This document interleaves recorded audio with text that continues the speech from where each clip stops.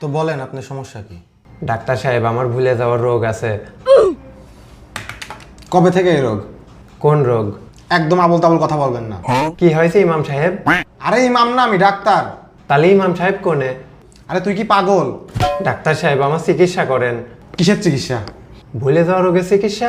তোর তো মনেই আছে। কি মনে আছে ইমাম সাহেব? আরে আমার উপরও ছাই দিয়ে গেল কিটারে? কি ছাড়েছে ডাক্তার সাহেব?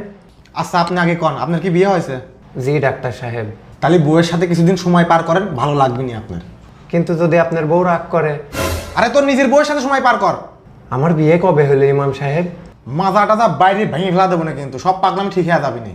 আপনি রাগে যাচ্ছেন কে ডাক্তার সাহেব? আপনি ওষুধ লিখে দেন, আমি চলে যাচ্ছি।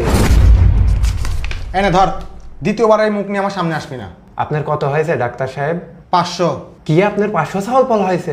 আরে আমার ফিস 500 আছে গাধা। আমি আপনার ফিস কি জন্য দিতে যাব? আরে যেই ওষুধ লিখে দিছি ওইটার ফিস। কিসের ওষুধ ইমাম সাহেব? আরে তোর পাইলস রোগের। কিন্তু ডাক্তার সাহেব, আমার তো ভুলে যাওয়ার রোগ। আরে আমি তো ওষুধ দিছিই তোর। কিসের ওষুধ ইমাম সাহেব? আরে বাড়াইতে পারা।